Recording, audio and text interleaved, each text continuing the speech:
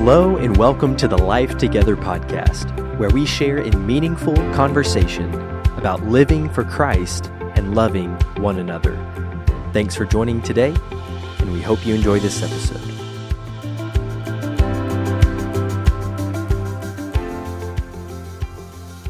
Well, hey everyone, and welcome to this episode. Joining me today is Kyle Pierson. And Kyle, he's one of our deacons here, and I've gotten to teach Bible class with him a couple times, and it's been really, really great. Love the Piersons very much, and excited that you're here and joining for the podcast today. Well, thanks for having me, Jarrett. Been looking forward to getting to sit down and talk with you and share some of the thoughts we have from a book we both read and both found informative and helpful. Yeah. Well, I know y'all have a vacation coming up, but fill us in. How is life for the Pierson family right now? Life is going well. The family's doing great. We're enjoying the summer vacation. Got back a few weeks ago from getting to enjoy time in Florida for summer camp, and the kids getting to go down and spend time with my parents down in Florida. And now we're gearing up this coming weekend to head back out and take a little trip up to Maine to go enjoy the national park up there and spend some time with family again. So we're having a great summer and just kind of winding things down as we get ready to dive back into school here for too much longer. Nice. Well, that'll be a really beautiful trip. My family got to go there last year and, did all the hiking trails and the whale watching and all of that. And I thought it was so cool having normally you get you always have the question, right? The mountains or the beach, but up in Maine, you get both. You get the beautiful landscape of the mountains plus the beach. And it's just really, really beautiful. So that'll be great.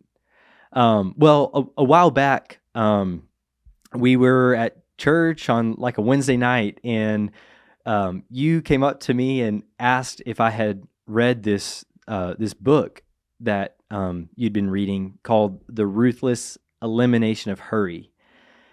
And it's always cool when you find someone who's reading what you're reading, kind of is thinking along the same lines. And so we both talked about that book for a while and some of the things that we learned from it. But I want to start back, I guess, kind of how did you hear about the book? And what's it all about, and maybe kind of what overall impact has that had on your life? Well, Carly actually is the one who introduced the book to me. She's the avid reader in our house, so she goes through 20 plus books usually a year that she reads, and she just loves to read. And she came across this one, I guess, early last year, early in 2022, and she read it. And just felt, excited by the book, kind of convicted by the book and its message. And she just kind of came to me and she's like, you have to read this book. You need to read it. It's really good.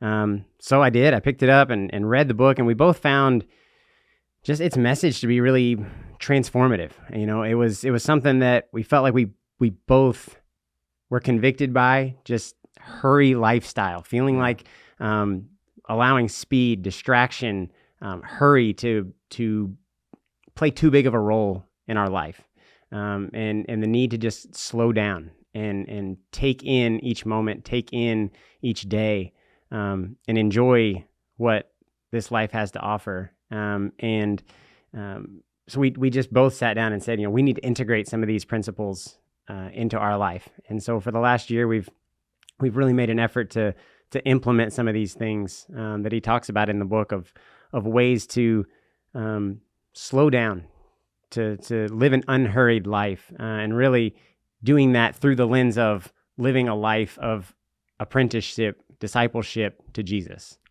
Yeah, I found the same thing. So when I came across this book, it was the spring of 2022, I guess, and it was like the busiest week so far to that point of the training program here at Lost River. And it just felt like I had so many assignments. And on top of that, I had planned so many different things with friends and different projects to be a part of, and I was down in Nashville for a couple days, and then I was back, and it was just a crazy busy week that was kind of the climax of what was a really busy month or few months, where I just felt like I was constantly exhausted, and rest became I was getting very little sleep. I was just constantly on the go, and felt like my mind was very distracted, constantly thinking of what was the next thing that I had to get done. And one morning, again, in the busiest week, one morning I went out to my truck, started up my '04 Dodge Dakota, and it sounded like fireworks were going off in there or something. It was just terrible. And so I was able to drive it over to a like a auto place just down the road, and they told me like, hey, like you're gonna have to get a new engine. Like this thing's done. And so, I mean, I was devastated because, I mean, one, I was like, no, this can't happen. It's the busiest week so far. Like, I have to have this truck. How am I going to get around? And then the worst thought was, well, now I have to get a new one. And how am I going to do that? And so anyway, I was like, can I drive it back to my house? Because I didn't want to have to pay to leave it on their lot or anything like that. I was like, can I just drive it back to my house? And they were like, okay, if it's like under 2 minutes, you can do it. So I drove it back home, and I'm sitting there in the living room waiting for Lawrence to come pick me up to bring me to the building. And I'm looking outside, and I can see my truck. And I'm not like an emotional person, but I could feel like the tears welling up in my eyes. And I was like, I'm not even like that attached to I mean, I loved that '04 Dodge Dakota, but I mean, it wasn't because I was like attached to the truck. And then it hit me. It was like, oh, like I know why this has hit me so hard. It's because that's how I feel right now. Like I feel like this beat down, exhausted truck, like my engine's gone. And it felt in that moment, I don't know how all this works, but it felt like God was putting the brakes on my life. He was like, if you're not going to slow down, I'm going to make you. And so it just so happened that 2 weeks later, we were in the we were in the This Must Be Stronger Than That series. People will remember the Bonhoeffer story that me and Lawrence told too many times. But it was, I was assigned rest must be stronger than exhaustion. And so I dove into research for this lesson, and that's when I came across this book, Ruthless Elimination of Hurry. And it was exactly what I needed at exactly the right time. And I was talking with Philip Russell the other day about this, and he described the book as life-changing. I was like, I totally agree if you implement it. And that was my experience. It was like when I read it, it felt life-changing, and then I preached that sermon, and I put a few of those things into practice, and then somewhere along the way, it just trailed off and kind of derailed. And so we'll get into sort of the practical ways to sustainably live this countercultural lifestyle of rhythm and rest. Well, and I'll say, it's interesting that your story there with the truck, it's great. And Carly and I, it's funny how God puts those kind of things in front of you at a moment when you need it. And I think one of the things that just came to my mind, the reasons why the book was really impactful for us at the moment that it was, is it happened to be at a time when, our kids are 5 and 7 now, and we're young parents that are raising a young family, and they're growing. And we saw in ourselves, a family that's in a season of life that we're raising young children. We're working. We're working to provide for the present of our family. We're working to try to provide for the future of our family.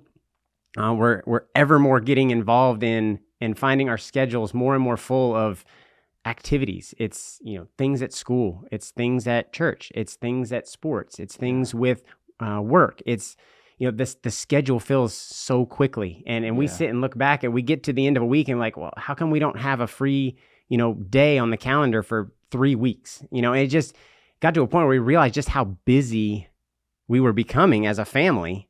And it just kind of crept up on us without us even realizing it. And I think that kind of this book being introduced to us or coming to us at that moment, it really hit us because we were finding that Carly and I both agreed that many of the things that we felt like are foundational principles for growing our family, if we weren't very intentional and focused about prioritizing them in our time and our schedule, they were going to get replaced by things of lesser value. We were going to end up being at more activities and more events and more things that held lesser weight and lesser value than what we needed to be placing our time and our emphasis on. So I think that was one of the convicting things about it is we felt our lives just ramping up in hurry as our kids were starting to get older and starting to get into more things. We felt that pace start to pick up. And I think the timing of kind of implementing this couldn't have been better because it allowed us to take an evaluation and step back and take a look at where we were prioritizing our time and our resources and say, is this really the best for our family? Is there a better way to live this life to not speed up the pace and become exhausted and to become burnt out? So I think like your truck story, that was kind of our story of it coming to us at a really opportune time. And I think why it was so personally impactful and transformative in that moment. Yeah. Well, let's zoom in on that a little bit. So the title of this book is Ruthless Elimination of Hurry. What do you think this idea of the hurried life or hurried culture is kind of getting at? Well, I mean, we can see it around us. I mean, we live in a culture and in a world that's constantly in a hurry. I mean, speed and distraction are ever before us, and it's always pulling at us from different directions and trying to draw our attention and pull our attention away from things I feel like that are of greater value towards things that are of lesser value. And the book is interesting, and I don't want to go too far down a rabbit hole or in the weeds on, but there was one section in the book that I felt like was really just informative and interesting, how he talked about the acceleration, just historically, the acceleration of the pace of our world. And if you sit for a moment and just ponder that, he talked about how, as agrarian people for thousands and thousands of years, humans lived by the rhythms of the sun and the moon, light and dark. That was basically the rhythm of the day. And it wasn't until what seems like to us a long time ago, but 1500s, so not that long, 500 years ago, the clock is invented to where now we're taking day and we're segmenting it into smaller portions of time. We're starting to segment our day and break up our day. And then you fast forward into the 1800s and the light bulb comes around, and now we're not bound anymore by the sun and the moon. With a light bulb, now we can stay up longer and we can work longer. We can get up earlier and have light to work earlier. We expand our ability to get more in and get more done. So that hurry starts, you see the snowball starting to pick up on hurry. And then not but a few years after that, you run into the automobile, where now I can get to places faster and quicker that I couldn't get to before. So I can get more done. I can see more places. I can experience more things. And just the continued snowball of this pace of life, ultimately culminating in, I think, 2007 was the Apple smartphone, and just the boom of what's come from a digital world with a smartphone and Amazon, and now everything's at your fingertips.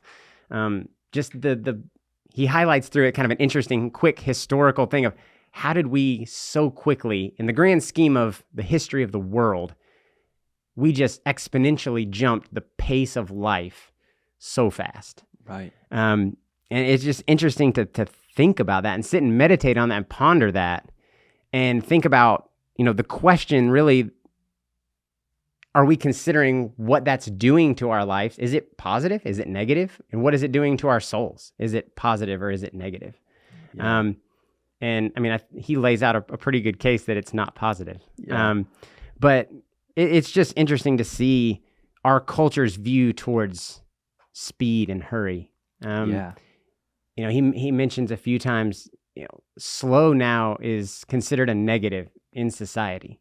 Things that we think are bad, we tend to associate with slowness. That restaurant's bad, their service is slow. That movie never really developed. It just was boring. It was slow.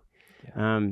A person that maybe of slightly less intelligence, well, they're slow. It's our culture has developed this idea that slow equals bad and fast equals good. And it's just not accurate, I think, to what we see depicted in Scripture and to what we see lived out in the life of Christ. And that's really where he brings it around to, is we need to be looking at the life of Christ. How did he live? And it wasn't hurried. It wasn't rushed. It was very purposeful and intentional, slow and methodical. Yeah. And I think we're seeing that problem in Western culture just ramp up more and more. I mean, we know it's not going to slow down. I mean, there's no look on the horizon that technology and the pace of life is going to slow down or stop anytime soon. So as followers of Christ, as Christians, we've got to find the way to live out the ancient principles of Christian living in a ever increasingly fast-paced modern world. Yeah. Yeah, absolutely. And it's become just the water that we swim in, the air that we breathe in. It's the culture that we've inherited. And I think for most people, we grow up into adulthood and we live this life and we don't even recognize how fast-paced it is. We just feel it. And there's consequences of it. It's like we may not think about how fast-paced everything is, but we feel anxious, we feel worried and stressed out. We feel like there's constantly too many things to do, all of these things. And I can't remember if it was in this book, but I think it was in another book. There was a group of, it may have been like economists who came together and they were looking at the rate at which technology was increasing. And they estimated that by, I forget what year, but maybe it was sometime in like the late 1900s, that people would only work like 20 hours a week. I can't remember the actual study, but it was somewhere in, like, I think it was somewhere in the 60s was the study, and they predicted by like the 80s. Yeah. That we would all be basically working half a day and spending the rest of the day lounging at the pool or playing golf or doing something for leisure. But it hasn't worked out that way. Yeah, the exact opposite. Yeah, right. And the more that technology gave us the ability to accomplish things, the more that we, in our American hyper-productive society, thought, all right, well, this just means more production, more output. And instead of people now being liberated by technology, they're enslaved to it, which is an interesting concept that maybe we'll explore in a little bit more detail. But maybe we can talk about this for a second. There's a part in the book that I thought was really helpful that was basically a diagnosis.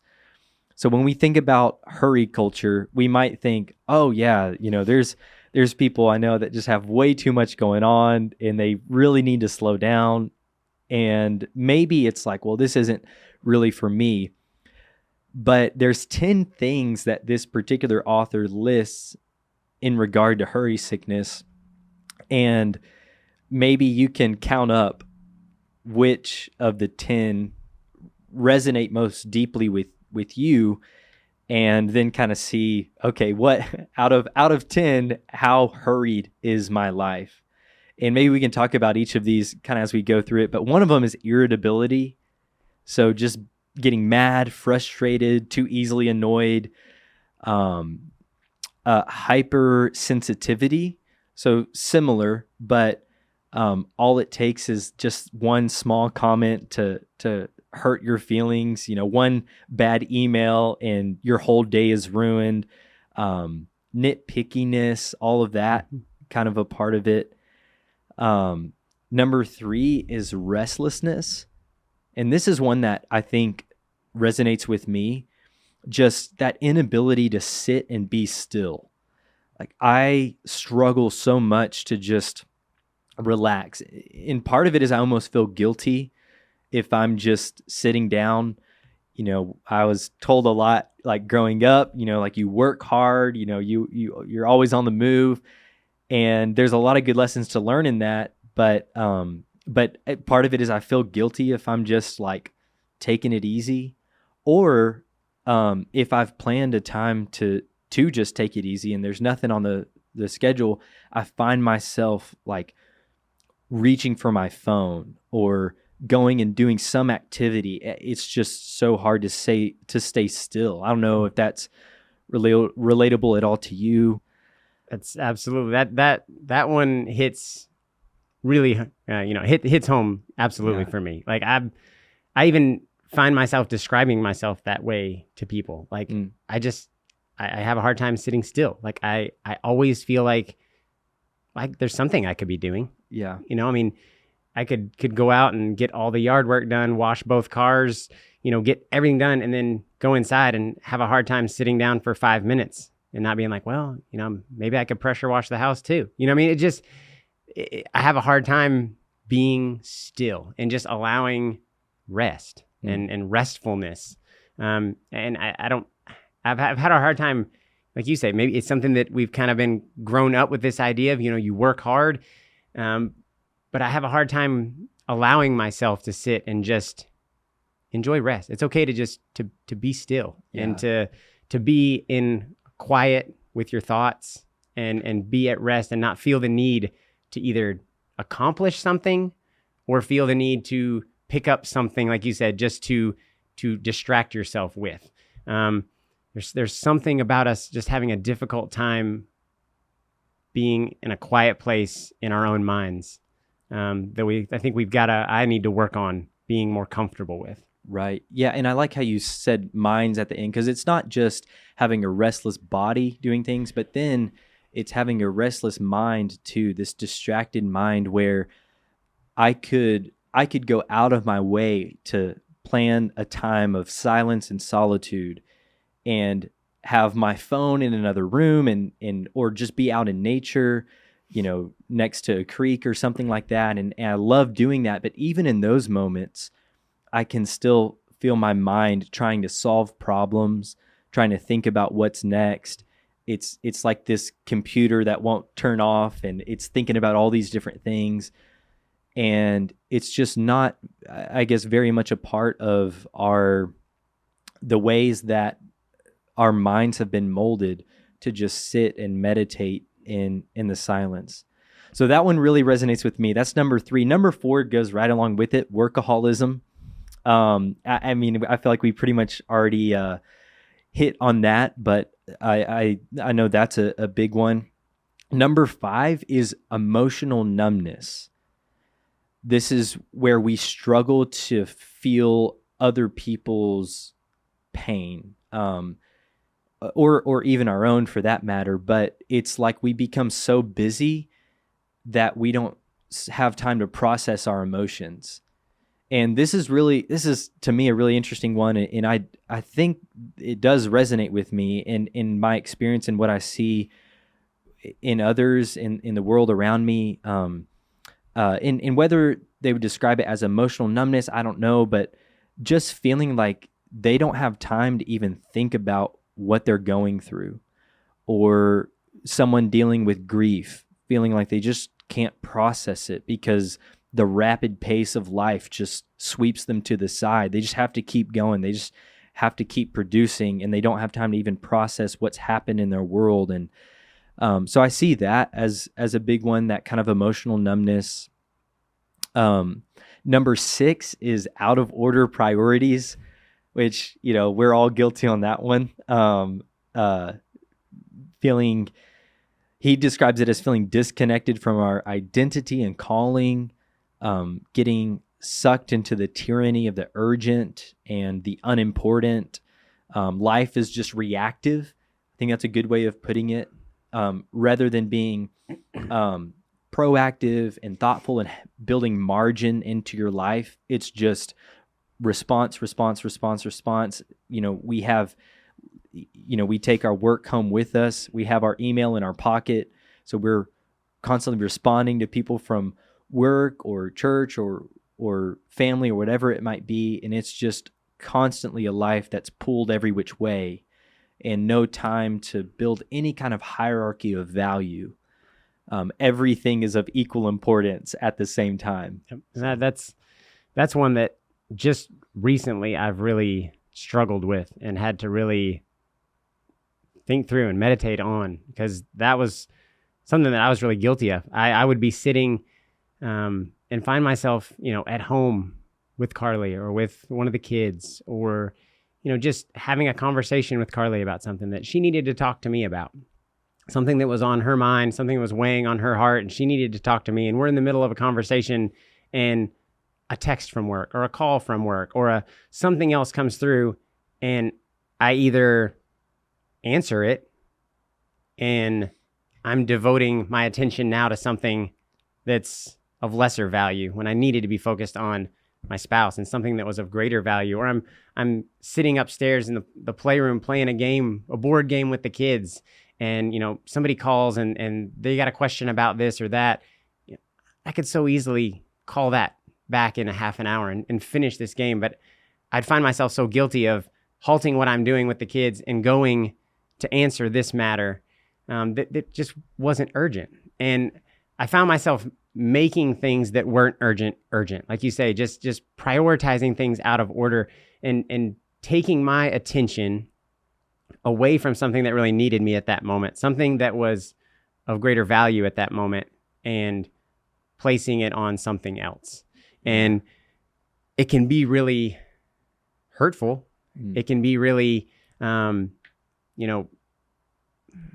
Power. Yeah, convicting, but it can be hurtful to relationships, and just not devoting your full attention, being completely present in the moment with the people who need you and with the people who you love and who love you, and just letting them know and them knowing that you're completely present with them in the time you're spending with them. And I found myself being pulled away and distracted in too many directions when I needed to be able to devote my attention fully to one thing. And that's just been something that, is a right now thing I'm trying to work on to be better about. Well, I heard a story from a preacher one time who was sharing advice that another preacher had told him. They were walking out of the church on some weekday, and they both had their briefcase in their hands, or he had his briefcase in his hand, and he was asking this preacher, "Hey, what advice do you have? What advice would you give as far as just how to be a preacher?" And he looked at him and then looked down at that briefcase, and he said, "Well, you should start by leaving that here." And it was so convicting. And that preacher went on to share his own struggle with that in ministry, and how one time he had been away doing different meetings and things like that. And his daughter's birthday was coming up. And so she said, or he asked her, "Hey, what would you like for your birthday? I'll get you, I'll get you anything." Right. And she said, "Your time." And oh man, it just, it breaks your heart because it's so real. And we know it's like the most valuable thing we have to give is our time or our attention. And the fast pace, the hurried life that we're all swept up in right now, that's just so normal, is destroying our relationships, and it's causing us to have these totally disordered priorities. Yeah. I mean, and going back, just like you were saying there, going back to what I was talking about, those two examples just a moment ago, even if you don't, in those scenarios, I'm talking to Carly or I'm playing the board game with the kids, sadly enough, even if I don't get up to go answer that call or answer that text, I found myself struggle to just sit and continue to play the game or to have the conversation with Carly without my mind wondering, I wonder what that's about. I wonder what, so your mind starts to just run away with you, and you're no longer, even though I'm physically still sitting in front of them, my mind is no longer engaged fully with them. And I think that's such the big thing with us being able to pull ourselves away from this hurry culture, is to be able to devote not just our body, but devote our minds to being fully present for what we have before us. Because like we said kind of at the intro to this, it hit us at a time where I started to realize, the last 5 years of Josie's life and 7 years of Cade's life have gone really fast. And I'll never get to redo those years.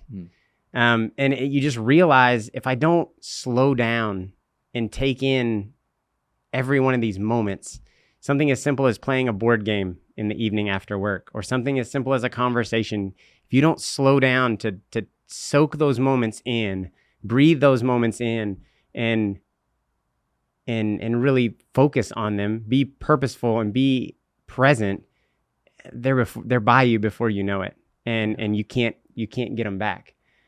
So it really became something that hit home. Like, I need to slow down and take this in. Yeah. Wow. So number 6, out of order priorities. Number 7, lack of care for your body. Maybe that sounds strange. I don't know how that comes across, but this is the idea of, right, we know what's good for us, and it's really pretty simple, right? Like, get some sleep, eat well, get some kind of exercise in for the day, and have some kind of silence and solitude meditation, and spend time with people that you love. It's pretty 5 core things that we know are good for us. And yet this fast-paced, hurry culture that we're living in robs us of just those basic needs. And this one hits home for me because when that same week when my truck broke down, like I said, I wasn't eating well. I wasn't sleeping much at all. It was just all about production, getting the next thing done, to where it was like I had no time. So I thought to take care of any of those basic needs. It was just get as much done as I possibly can to keep my head above the water. So just not taking care of your body is one that I think people fall into. And then number 8, escapist behaviors. This is where when our souls feel stressed out, we start to turn toward de-stressors. And sometimes that can be things as intense as, drugs and alcohol to kind of escape, or that could be reaching toward our phone, which is really just another kind of drug, which is a podcast for another time. But these kind of impulsive behaviors to kind of make our souls feel rested. You said it. It's a podcast for another day, as far as the phone and the things the distraction that we get from that, and the constant need to fill that dopamine addiction with something to help our brains calm down, because we can't calm down unless we get a hit from something to give us that dopamine fix. And it's bad. Yeah. And it's sad, but you see this all the time. It's usually in those stressed situations, right, where people make the worst decisions, and so many stories of adultery and things like that come in high stress environments because people are looking for this outlet, and it just leads to this soul corruption when we don't make time to rest. But that leads to number 9, slippage of the spiritual disciplines. Anytime you start talking about the spiritual disciplines, they start to feel guilty because it's like, oh man, I know I could be doing better. And it's not just about adding an additional weight to your schedule, but it's kind of asking the question, okay, if my life is so hurried that I don't have time for God, like what does that say about the way I've arranged my life? And the solution isn't find 15 minutes to squeeze it in. The solution is, okay, we need to make some major cuts to our schedule to see how we can make God the center of our lives, to make him the sort of spiritual rhythm that we live by. Yeah, absolutely. You said it well. The answer to being hurried and feeling of not having enough time is not more time, because we tend to just find a way to fill that up with more things that are just mindless distractions and things that are not of great value. But one thing that we've found that helps us with this, and that we've kind of had to do, is if we don't sit and take in our laundry room at our house, we have a monthly calendar, and it's like a dry erase calendar, and you just kind of each month Carly will wipe the whole calendar clean, and we'll sit down and we'll look at the whole month and say, what are we going to do this next month? We just did this at the end of June, looking at this month of July. And, if we're not intentional about sitting down and saying, we're going to first plug in, it's like that old analogy they say, if you're going to get a maximum amount of stuff into this bucket, if you're going to you can't put all the little things in first and then expect the big things to fit at the end. It's not going to work. But if you put all the big rocks in and then the medium-sized rocks, then you can fill it with sand, and that sand fills all the little crevices in the time that's left. It's kind of like that. If we sit and we look at that whole month calendar, and first we plug in the spiritual disciplines, or we plug in the things that are of greater value on a spiritual level, on a fellowship with our family at Lost River level, or our own family. If we plug those pieces in first, then we backfill with the things that hold lesser value to us. But I feel like, what we found prior was, if we allowed just all those little things to get jotted on the schedule, or we didn't have any forethought in the schedule, we found ourselves increasingly full with all these little things. And like you said, you end up being like, well, I somehow never made room for prayer and meditation and Bible reading and the spiritual disciplines that should be core tenets of our lives as followers of Jesus. Those somehow fall through the cracks. Right. And unless those are the first things to be plotted on the schedule, they tend to not find a place at all. Yeah, absolutely. So that leads to the final one as far as this diagnosis goes. In number 10 is isolation. And maybe that sounds a bit contradictory because we were talking about silence and solitude, but this is isolation in the sense of I'm constantly surrounded by people, but I feel isolated inside. And that's another very relatable one where we're pulled every which way and we're constantly surrounded with activity and going and doing, and yet on the inside we feel so alone. And I think a lot of people are experiencing that in our world right now. We've never been more connected, and yet we still feel this void of loneliness inside.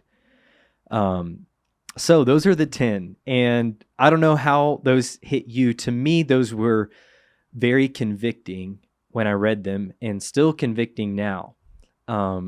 And maybe we all have some work to do. I guess pun intended there. But we all have some maybe changes that we need to make in our life. And in a moment, we'll get very practical about what that can look like and maybe some of the initial steps. But first, I do want to talk about, just very briefly, like, okay, how bad is it? Like, how bad can this get? And there's a quote in the book that struck me so deeply. It's from Wayne Mueller, and it says, "A successful life has become a violent enterprise.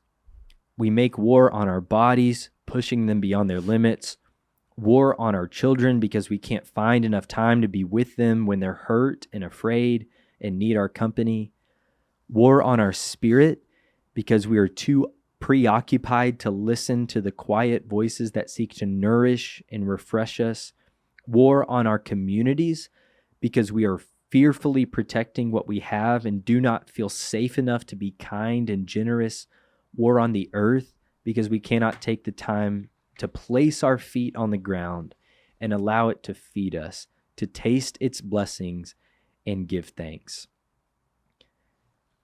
That is such a powerful quote that I think describes, it's the true definition of how Americans think of the good life. Like, what's the good life? It's about being successful. It's about being productive. And that successful life, he says, has become this violent enterprise where we're just waging war on all the good things that God has given to us. Yeah, and I was like you were, struck by, just when you read that there, the word violent. I mean, it's this mindset that we're willing to sacrifice and leave casualties along the way through life in order to accumulate and to be productive in this life. And it makes me think, how we've got our priorities set. Our metrics for success in this life are so skewed from what they should be. And I think you said there, how do I see this kind of playing out, or what are some of the biggest impacts I see? For me personally, I think it's like we talked about a little bit earlier, not being present to the world around me. How often do I find myself, I'm guilty of, being surrounded by people all day, but yet not really being present with the people, not knowing what's going on with them. Whether I'm lost in my own thought, I'm got earbuds in listening to a podcast, or I'm, on the phone in a conversation with someone else while checking out at a register, and we don't engage with the people around us, I guess. And by being absent or being distracted, being disengaged from the people around us on a day-to-day basis, you don't tap into the needs of the people around you, the needs of the world around you, where those people are hurting, where those people are happy, what's going on in their life. It could be our family, it could be our church family, it could be total strangers. Yeah. But just we're missing opportunity to be more deeply engaged with the people and the world around us, and how we can be a blessing, how we can be of benefit to them in their life by being engaged in their life and them being a part of our life. But by being disengaged and disconnected, we completely miss that. And we're just living, a shell of the life that we could be living, because we're not connected. Yeah, that's such a good way of putting it. A shell of the life that we could be living. So this is the culture that we are immersed in. And the good news is that there's a better way, and there's a counterculture. We've been discipled by the ways of the modern West, but there's a better way that's offered to us that we can follow in. And so in contrast to this hurried life of modern American culture, Jesus makes this incredible invitation in Matthew 11:28, when he says, "Come to me, all who labor and are heavy laden, and I will give you rest. Take my yoke upon you and learn from me, for For I am gentle and lowly in heart, and you will find rest for your souls. For my yoke is easy and my burden is light. That's a beautiful statement that he makes. It's a beautiful invitation. But what exactly does that mean? It is like a little bit cryptic, a little bit vague, but packed full of meaning. And so what do you think Jesus is getting at with this invitation to come to me and I'll give you rest?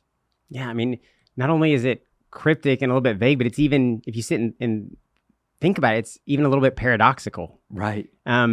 This idea that in Matthew 11, he's telling these folks, when you're weary, when you're tired, when you're worn out from the day, the last thing we think we need is an instrument of labor hung around our neck.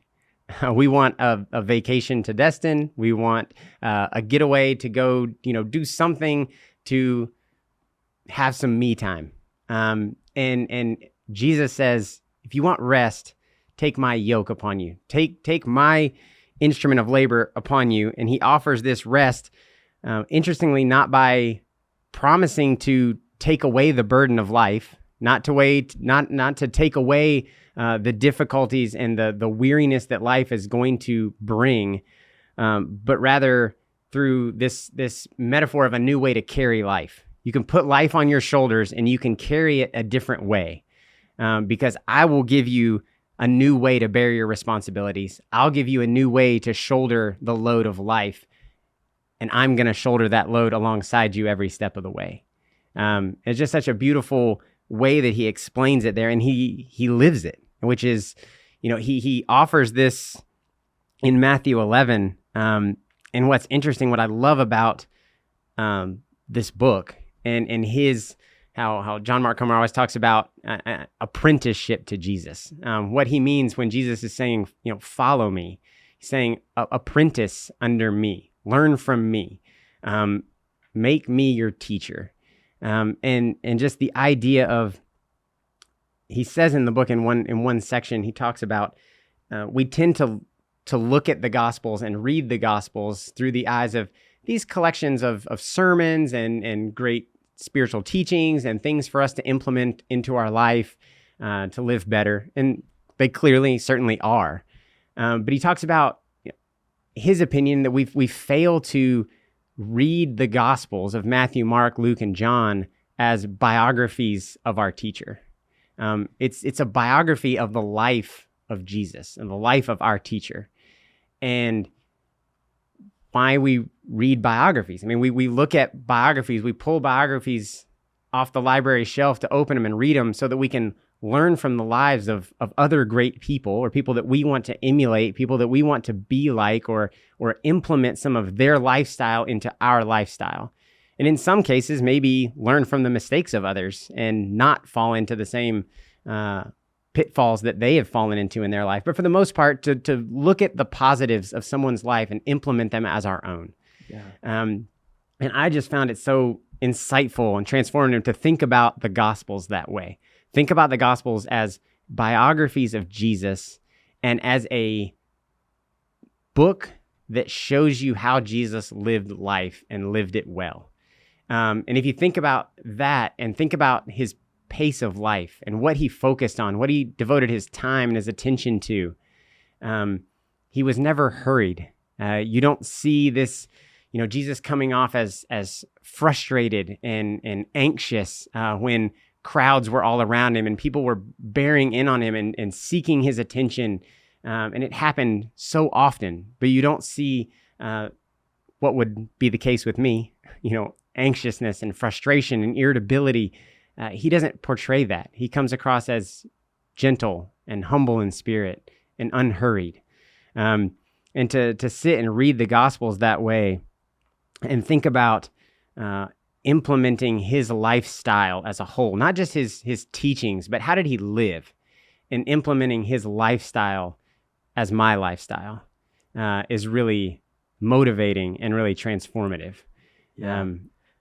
There's a saying that existed back in the time and day of Jesus, where they would say of like a rabbi disciple relationship, they would say, "May you be covered in the dust of your rabbi."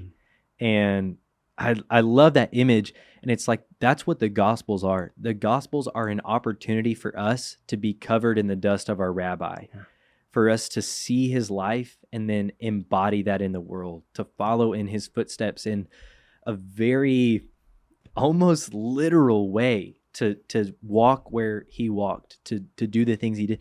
And I like the emphasis you put on that there. I think that's so true. I think we expect and demand of ourselves that we do what Jesus did without living the way that he lived. How he did it. Right, Yeah. right. So it's like, you read the Sermon on the Mount, and if you don't, in one way of reading the Sermon on the Mount, it can feel very defeating and demoralizing, because it's like, how could anyone ever live this? Or some of the other teachings throughout Jesus' life. I mean, these are hard sayings. These are difficult things. And we demand that of ourselves. We place that expectation on us, and we think, okay, I've got to go do this and that. I've got to serve all these people, and I've got to never make any mistakes, whatever. I don't know exactly how you might conceptualize that, but it's like we expect ourselves to do all the same things without living the way that he lived, in the silence and solitude, in the retreating often to quiet places that we see him doing all throughout his life. So yeah, so I love how it's an invitation to shoulder, I like how you put that, to shoulder life in a different way. Jesus, throughout his life, we see so frequently in the Gospels, Jesus would go and spend an exhausting day teaching, healing, feeding. I mean, he just was doing these things day in and day out for long hours of days.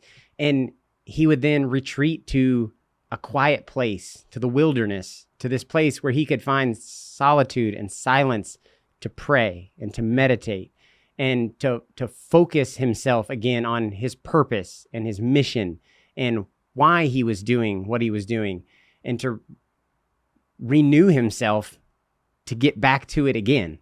And he would spend days and weeks at times off in this quiet place, preparing himself for what he needed to accomplish and what he needed to do. And why I feel like, you said a minute ago, we feel like we need to do the things that Jesus teaches us to do, but why we don't feel like, if I'm going to put all those things, if I'm going to go and be these things and do these things for others, and I need to go and be this for my family and be this for my employer and be this for, but I'm never giving myself any time to go to a quiet place to focus myself and to meditate on my purpose and my calling and what I'm here for.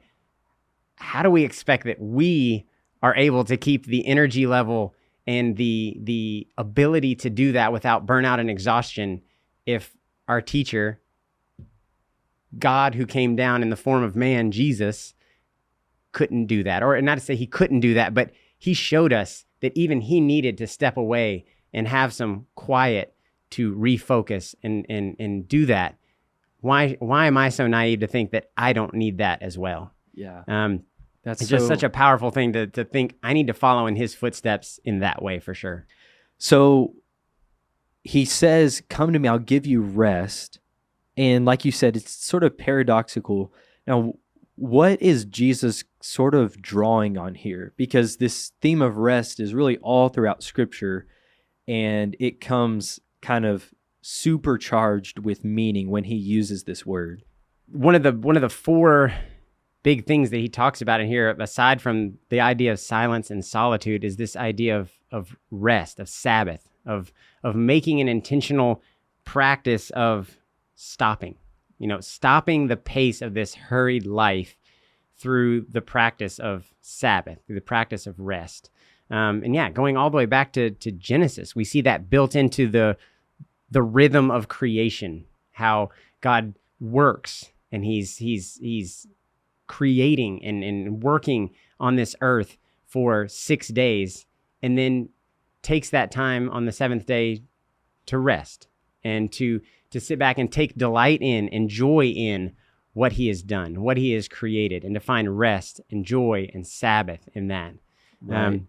And then also, fast forwarding to the second, and mention. just to jump into that real quick before we go to the second one.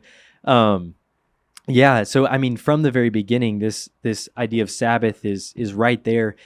And I think maybe we miss how powerful it is. Like in that poem in Genesis 1, the climax is the Sabbath. Sometimes we think of kind of climax as day 6, where God creates man and he calls it very good. And certainly that's climactic to that point.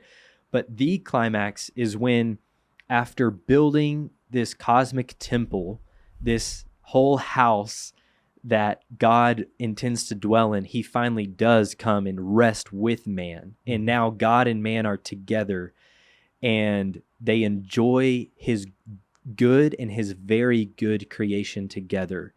And it's this climactic moment that I think sometimes as Christians we just read it and it's underrated. It's like, this is so powerful what happens right at the start.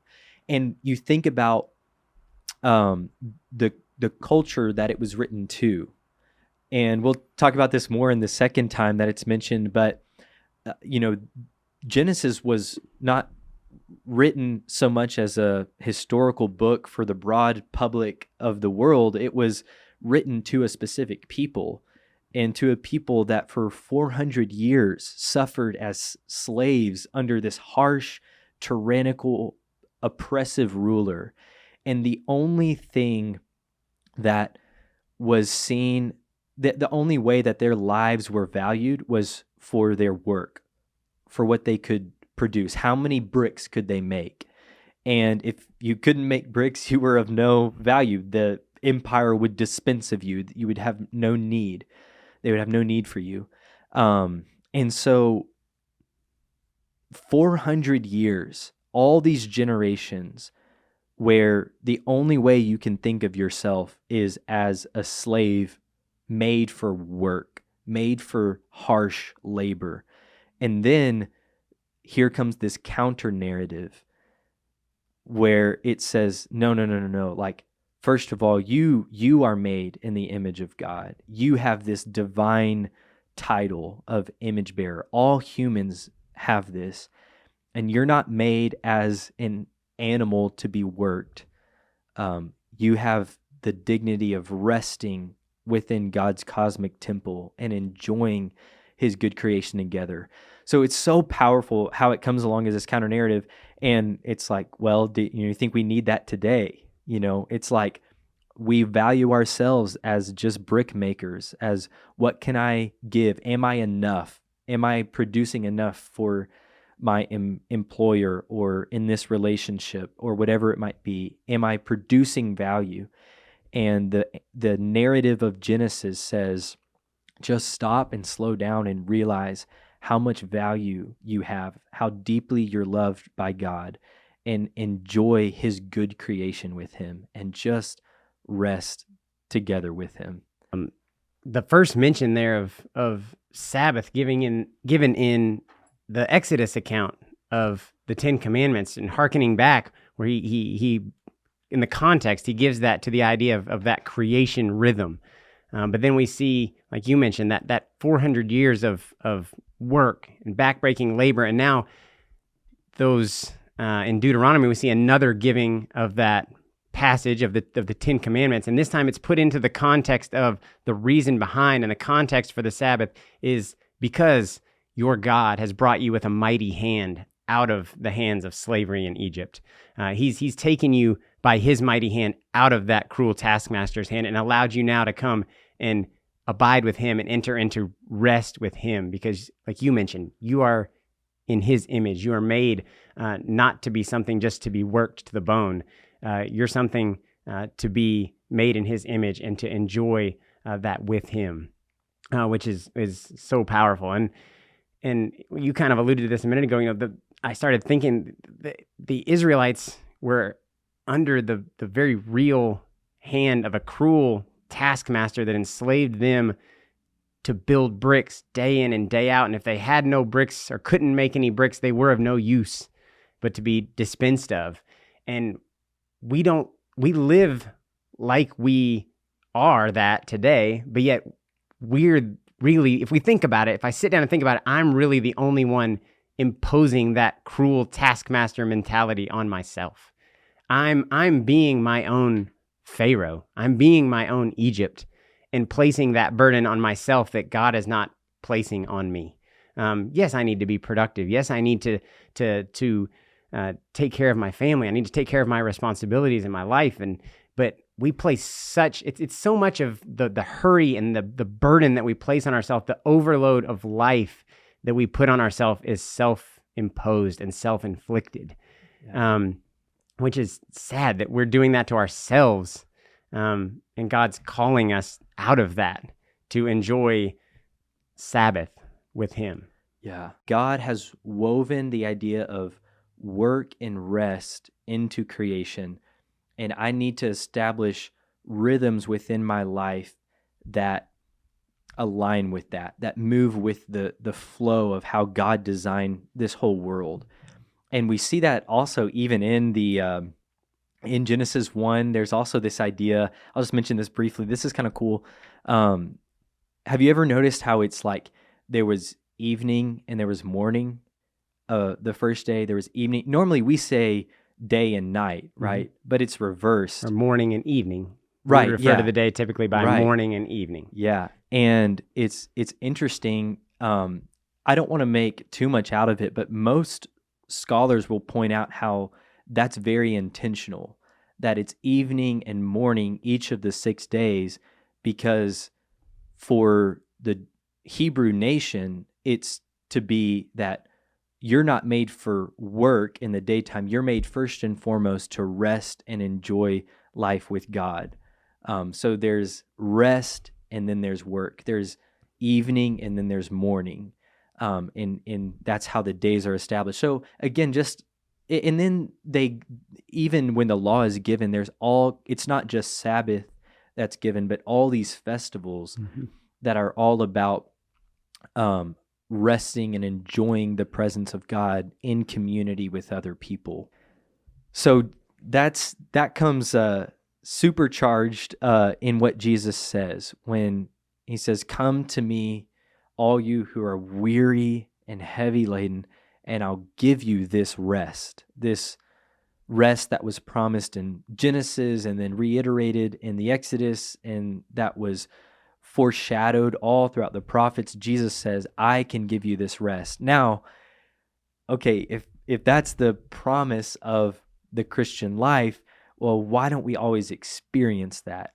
And so maybe let's get really practical here. Like how do we start to live the way that Jesus lived, and how do we start to take that yoke upon us, to take his yoke that is easy and light, and therein find that rest for our souls? Yeah, I mean, I think as far as, what he brings out that I think was so helpful and transformative in the book is these 4 habits, and we've already touched on some of it, these 4 habits of Jesus, being people that are mindful of taking time for silence and solitude, being people that are mindful that we need time to get away from the noise, get away from the distraction, and focus our hearts and our minds fully on God, to refocus ourselves on our purpose, as we said earlier, refocus ourselves on our purpose and what our mission and what our goal is in this life. And then the second one he mentions is this practice of Sabbath, being intentional to take a time to set aside and stop the pace of life and rest. Take time to allow yourself to slow down, or even to stop and to rest and enjoy that Sabbath. He goes on, we haven't really touched on these much yet, but the third and the fourth thing, the idea of simplicity, just minimalizing life. We have such an accumulation And part of our hurry and part of our rapid pace to life is accumulation. This addiction to accumulating, and this idea of living more minimally. What do I truly need in this life? Jesus talks about, if we have food and we have clothing, we have enough. Right? He says, and we certainly are a blessed people in this nation. We have an abundance more than what we really need in this life. But taking the opportunity to take inventory and say, could I scale back on what I think I need, and focus more of that resource or that time towards things I can be doing in dedication or purposeful to the kingdom. Yeah. Let's zoom in on that one for a second. What do you think that means?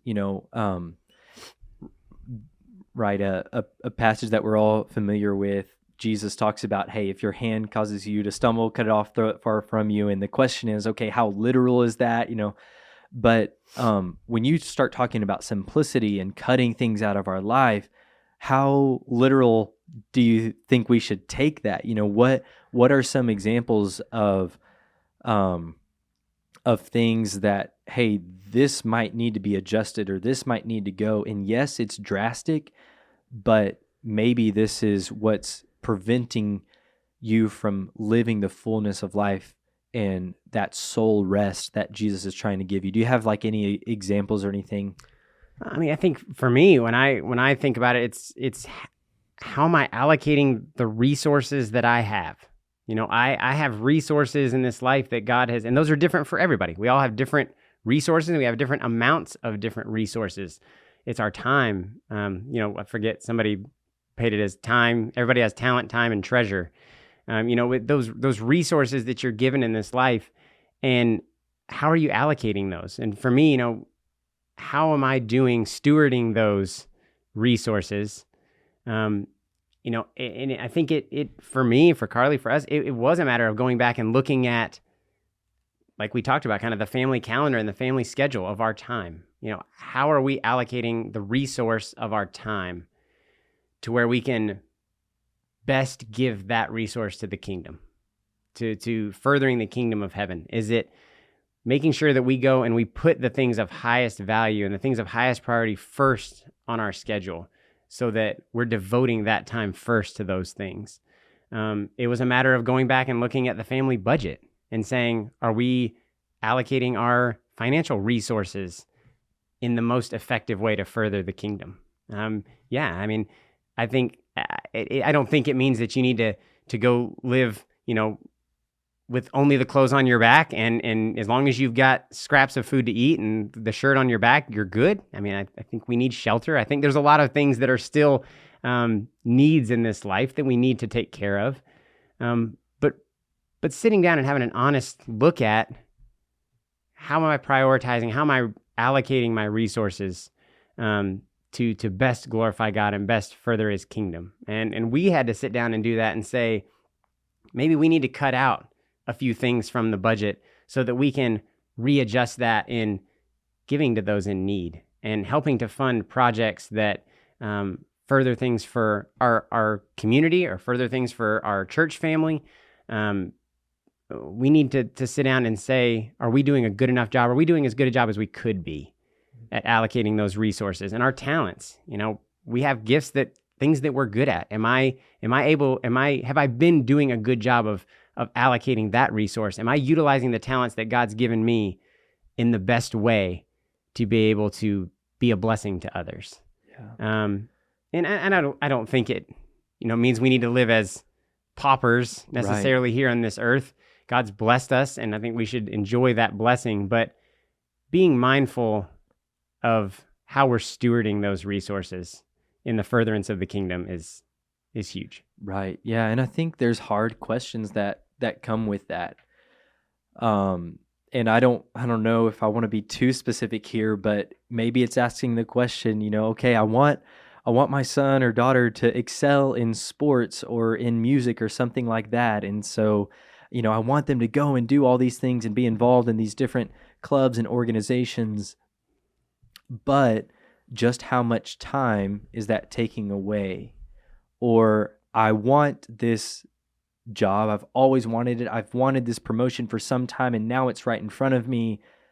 But is it the best idea for me to take this knowing that this could take me away from my family and from work in the kingdom? Or, my family, we've always wanted this big house or whatever it might be.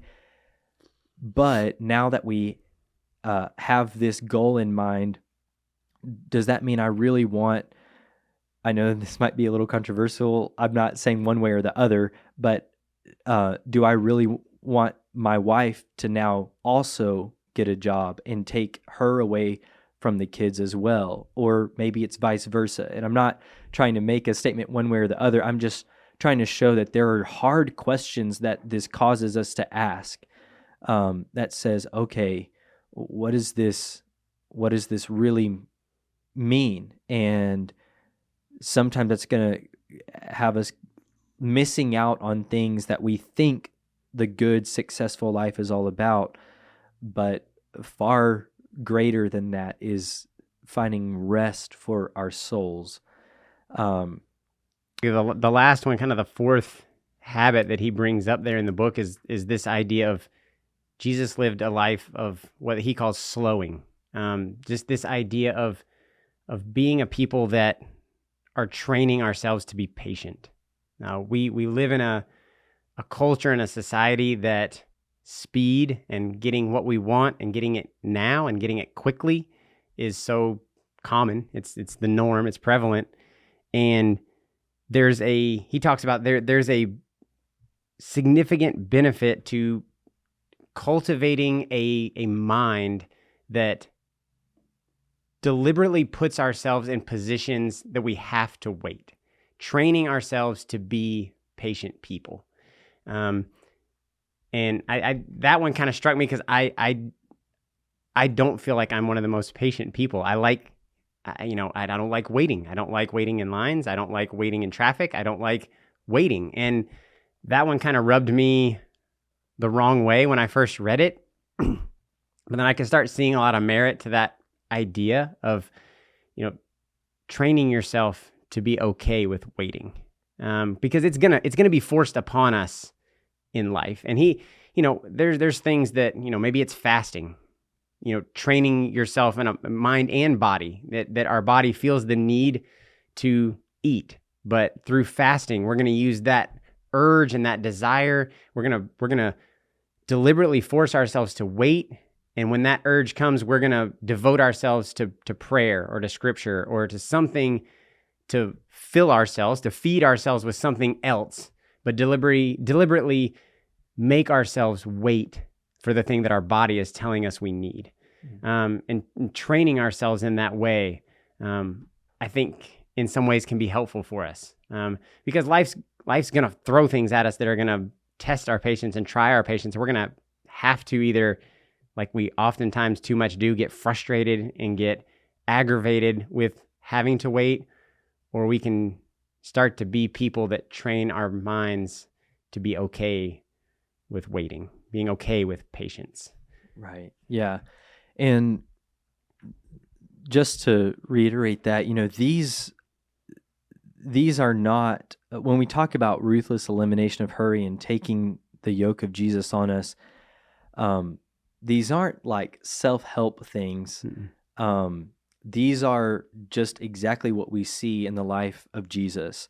Silence and solitude, Sabbath, this simplicity and slowing. Those four things are not just something that the author randomly came up with, but it's like, no, this is exactly what we see Jesus embodying and inviting us to follow in. And it's a beautiful way of life.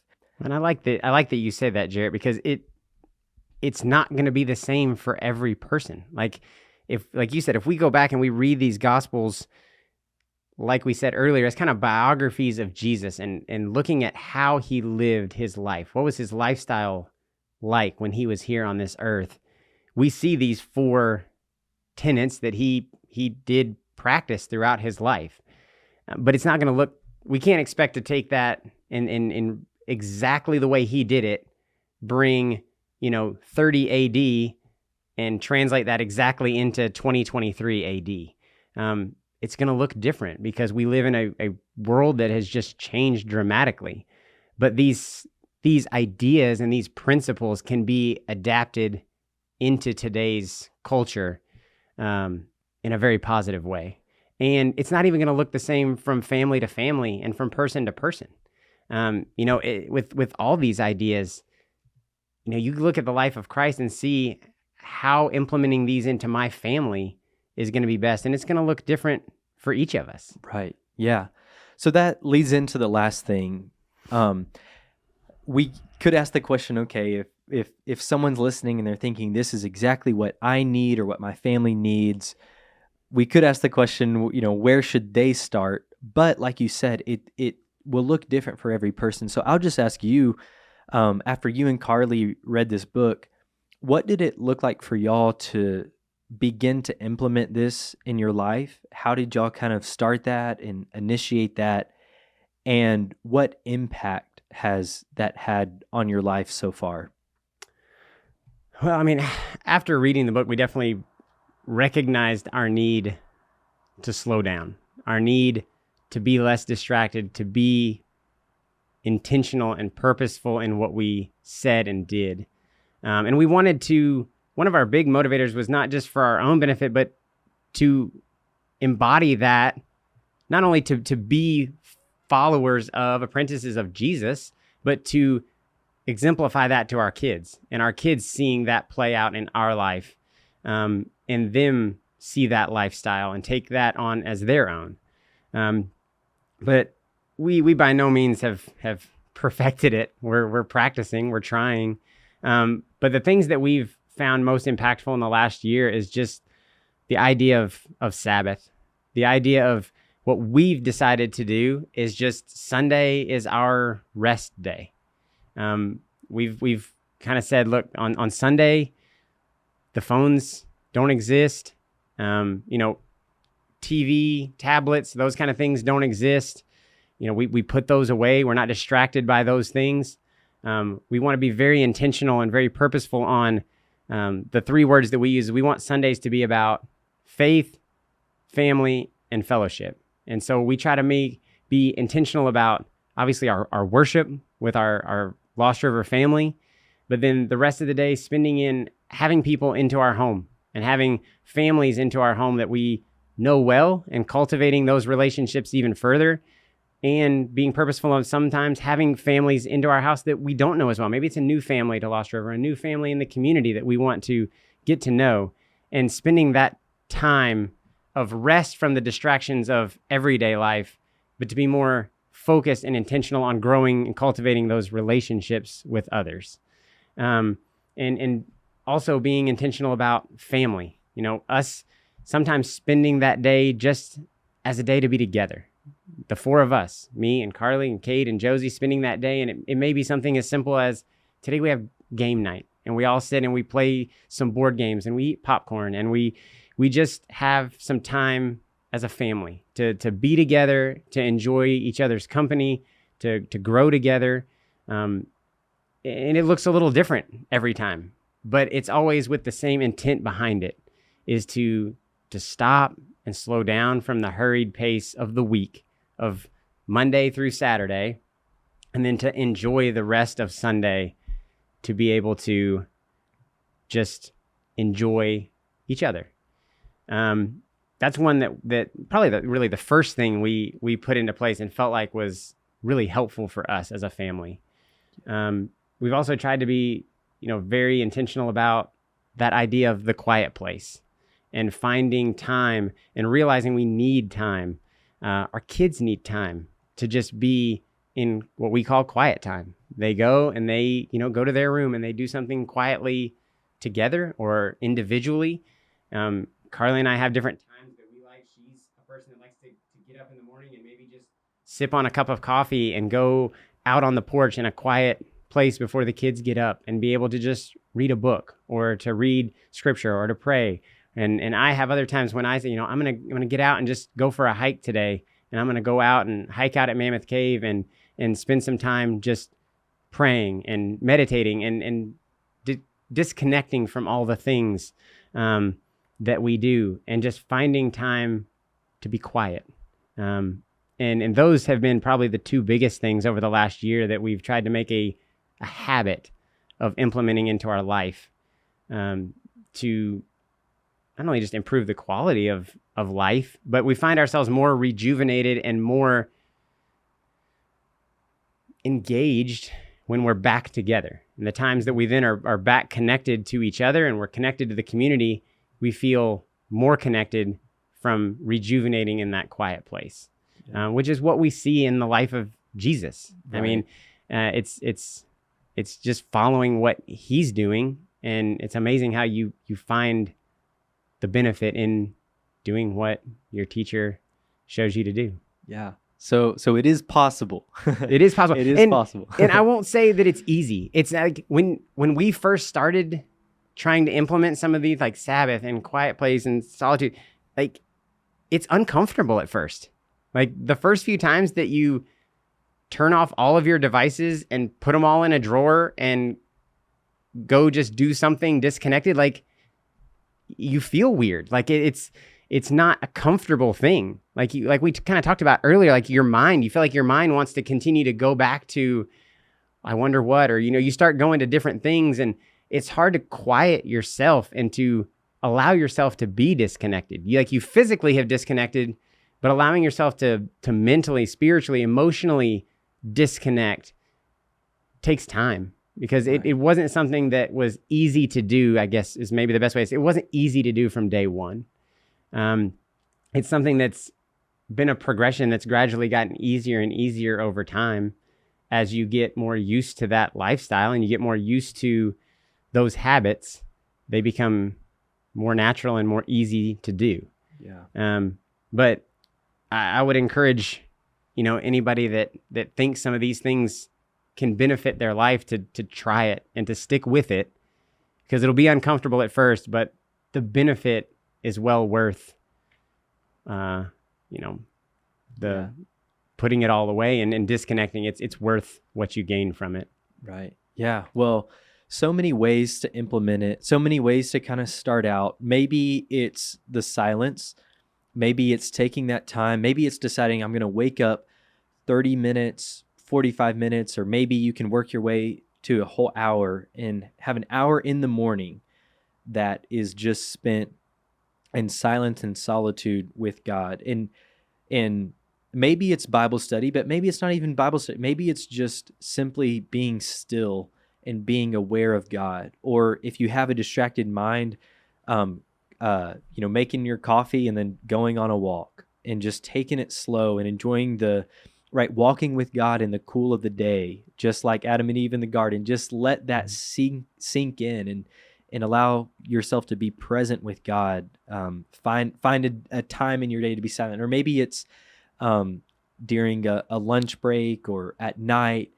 So maybe it's finding that silence, or maybe it's figuring out a time to practice some form of Sabbath, whether that's on Saturday or Sunday, or maybe it's only 6 hours. It doesn't even have to be a whole day, but it's just, 6 hours or something like that, where you're just completely disconnected from distractions and just present with the people that you love.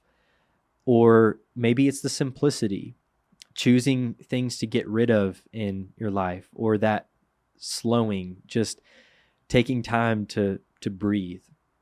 But there's so many different ways of what this might look like as we try to follow Jesus and take his yoke upon us. And to your point, it's not necessarily easy, especially not at first, right? Anytime you try to, right, just like, it takes a second to break in a new pair of shoes, maybe it takes a second to break in that yoke that's placed on your shoulders, that new way of shouldering life.